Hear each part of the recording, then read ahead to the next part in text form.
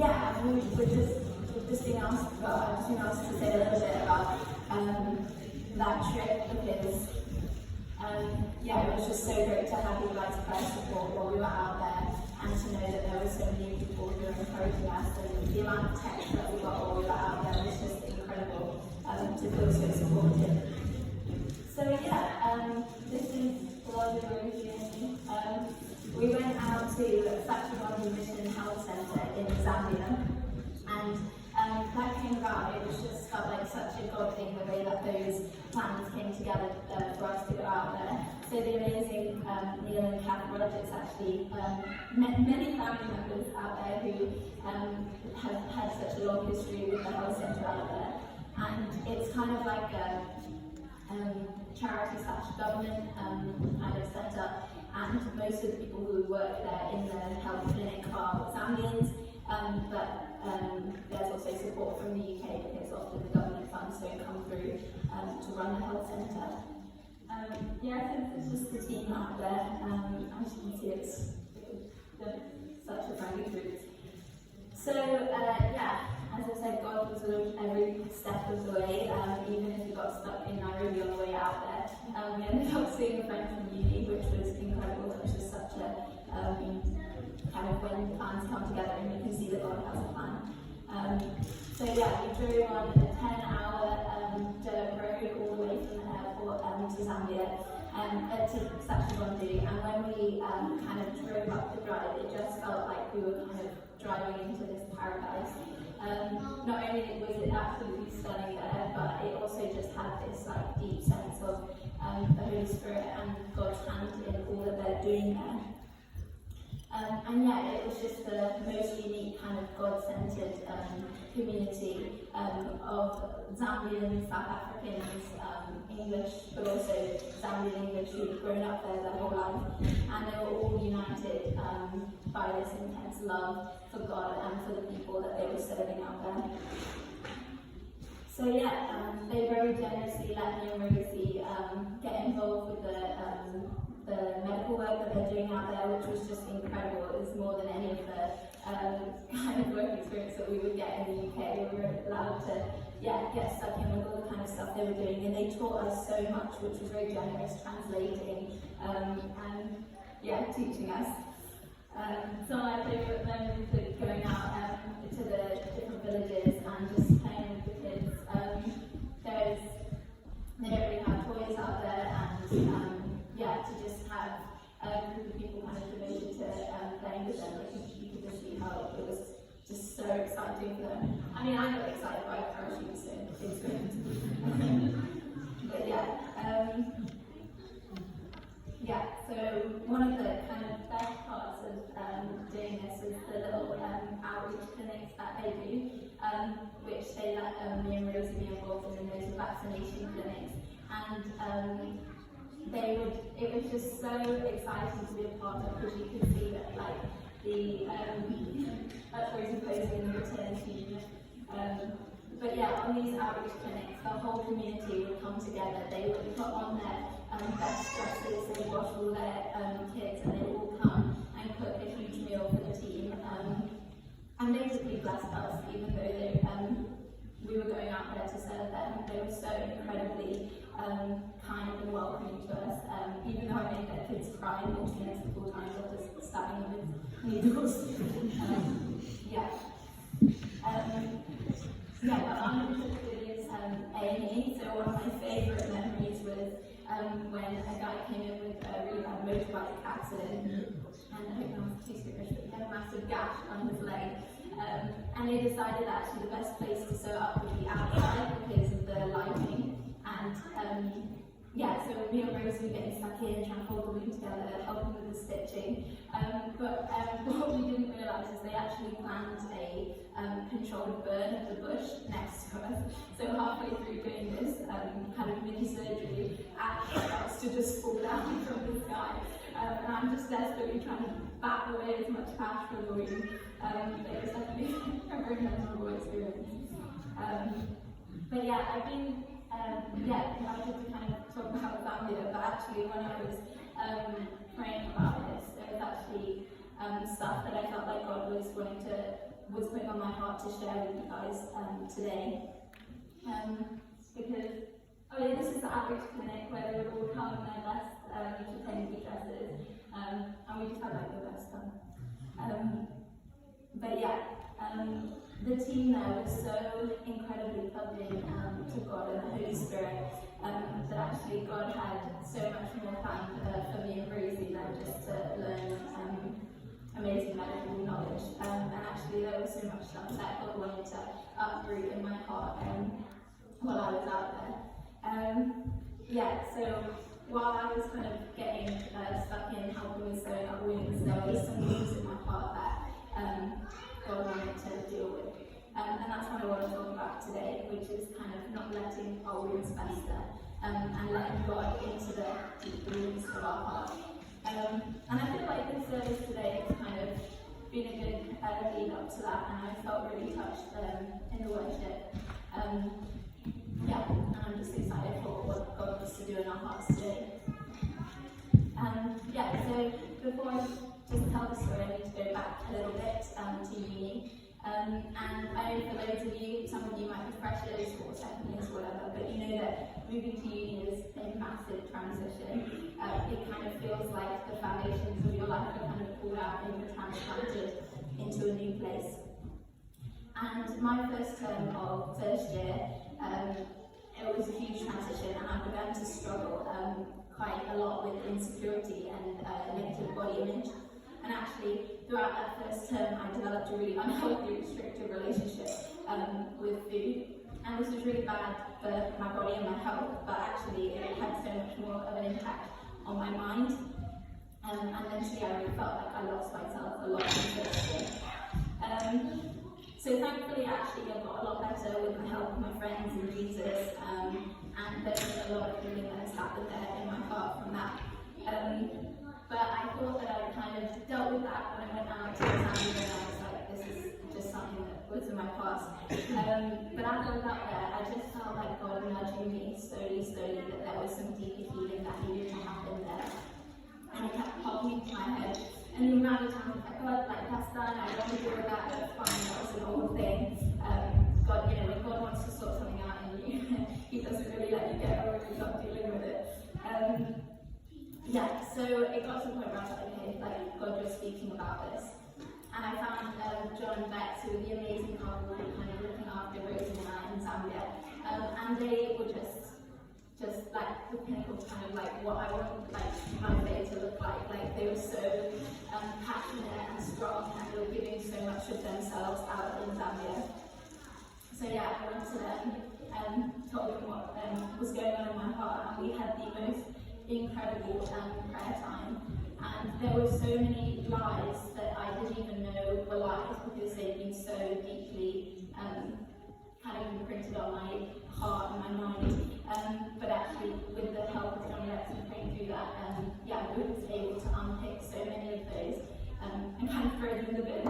And there was a lot of stuff that actually when Holy Spirit spoke to Bex about my past that she wouldn't have known, and that I knew it was just the Holy Spirit wanting to deal with it. And because I kind of after that, we were always sobbing, but actually afterwards I just felt this huge burden lifted off of me. And I know that some serious healing has gone on in my heart. And I just had this freedom that I didn't realise I was lacking. I just felt like there's been a deep soul uprooting. Well, but what was kind of going on there? I don't know, why was that happening? Well, we're going to have a look at a verse in 2 Corinthians 3, verse 17. It's an absolute cracker of a verse. Go through it last week, it's just so good. But it kind of encompasses what was going on. So it says, now the Lord is the Spirit, and where the Spirit of the Lord is, there is freedom. And we all, who with unveiled faces reflect the Lord's glory, are being transformed into His image with ever-increasing glory, which comes from the Lord, who is the Spirit. Now the Lord is the Spirit, and where the Spirit of the Lord is, there is freedom.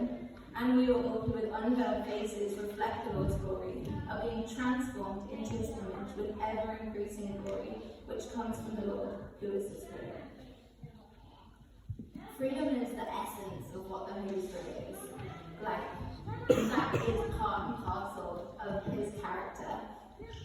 So it shouldn't be a surprise that when we go to the Holy Spirit, we receive more freedom. And that same Spirit is continually transforming us into ever-increasing glory. I don't know about you, but I want more of that. I want ever-increasing glory. So inviting the Holy Spirit into my hurts and my wounds brought me freedom. Because that's what life did, is steal freedom. I was not free when I was continually thinking about everything I ate, when I was weighed down by insecurity or thinking I wasn't good enough. And that's kind of the lie that the world tells you, that the world is free, but actually there's so much in the world that sits on us and steals our freedom. And the reality is that going back to the Spirit is where we get that freedom. Nothing that the world can give us. Yeah. So he wants to heal and transform us more and more and turn us into ever-increasing shiny people. I love that. Ever-increasing glory. That's that shininess that we get from getting that inner healing. But how do we do that? What does that look like? Well, first we have to identify what wounds we have. And sometimes that can be harder than we think. Maybe these are lies that someone has spoken over you, guilt for something that you've done, hurts from a relationship breakdown, or failures in school or work. And sometimes these wounds actually only start to become apparent when they start to sting, when something comes against them to sting them. I was making a lemon cake yesterday, and when I was squeezing the lemons, it was only then that I realised I had so many little cuts on my hand, because I was like, and that's kind of what it's like with the wounds of our hearts. We might be kind of bumbling along and absolutely fine until something comes along to kind of sting them. And sometimes people call these emotional landmines, and it's kind of when you have an overreaction to something that shouldn't have kind of created that reaction in you. I found a new emotional landmine in myself recently. So some of you might know I'm kind of a naturally loud person, and that's always been the case. But when I was younger, I just felt like I was continually being told to be quiet at school or with friends or parents. You're fine, you're like, yeah, loud people understand that. And one of the things that really sticks in my mind is that I would be like having the best time or getting passionate about something, and my granddad would just look across at me and just go, and he would just like turn me down. And it was really recently that I realised I'm still carrying a wound from that, because I just have this kind of hurt and anger that comes up when anyone tells me to be quiet. Maybe that's probably very much justified, but there's still this wound that comes up, and that's kind of a highlight that we need to deal with that. So we have a choice when we encounter these wounds. Are we just going to let them fester? I've smelled some bad wounds in Zambia. There was some really horrible smelling wounds. And if the reality is, if you let your wounds fester, then they start giving off odor, and they start infecting different parts of our lives. When we don't address our wounds, we can keep reacting out of a place of pain, and that can damage our friendships, our work, our relationships. And these sorts of wounds can kind of just grow. Or there's a second option, it's the better option. Are we going to let the doctor help? Are we going to let the Holy Spirit bring us that freedom that we promised in Corinthians? I want to share a story from Luke 5, verse 27 to 32, if you want to into it. It's Jesus calls Levi and Jesus says, I think Levi was Matthew, which blew my mind, I didn't show. So it goes, after this, Jesus went out and saw a tax collector by the name of Levi sitting at his tax booth. Follow me, Jesus said to him. And Levi got up, left everything, and followed him. Then Levi held a great banquet for Jesus at his house, and a large crowd of tax collectors and others were eating with them. But the Pharisees, the teachers of the law who belonged to their sect, complained to his disciples, why do you eat and drink with tax collectors and sinners? And Jesus answered them, it's not the healthy who need doctor, but those who are ill. I have not come to call the righteous, but to sinners to repentance. Newsflash for all ill, and we'll need the doctor. You can kind of go along thinking that you're sorted, but like me, something can just come up, and you can But we're also all ill because we're sinners. We all know that deep down. We can think we're kind of a good person, but we know that there's cracks and scars and ways that we hurt others.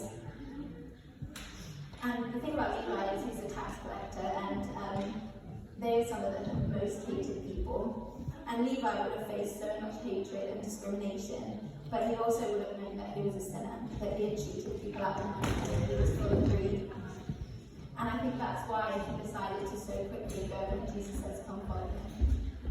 Because there's that realization that we need Jesus, that we need healing, that we're not free. So are you going to go to the doctor? He knows your hurt better than anyone else, and he wants to heal you more than anyone else. Often there's a lot of fear about going to the doctor, and we don't want to go and we're worried about what they're going to say. But can you imagine if you had the cure? I think in medicine what I've noticed is that so rarely they actually have the cure.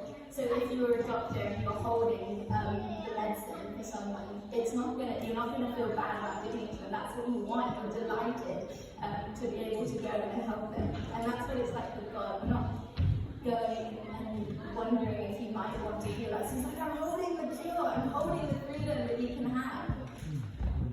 So we're just gonna take it.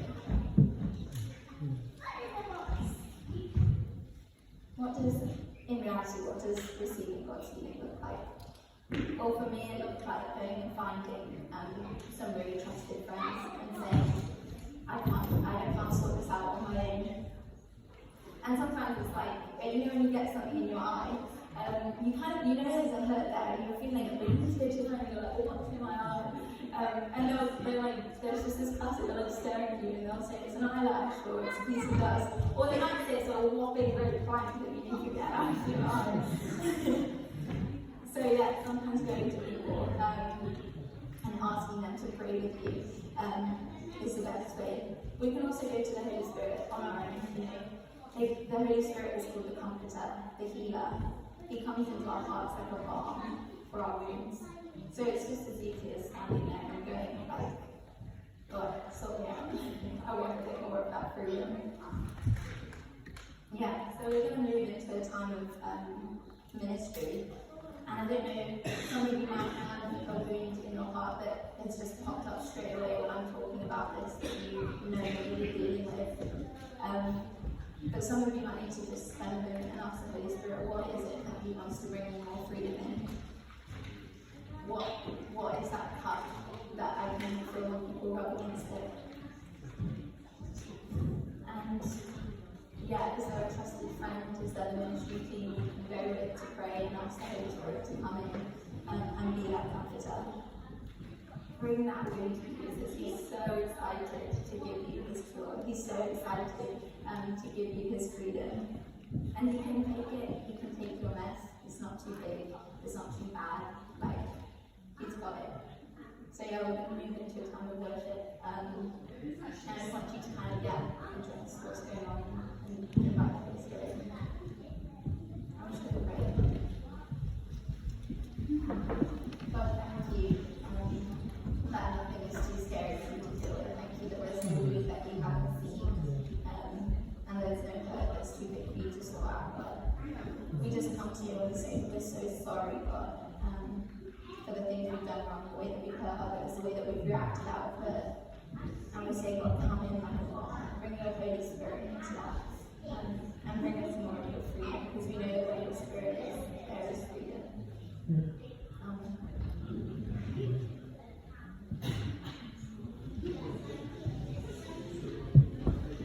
Yeah, so like you said,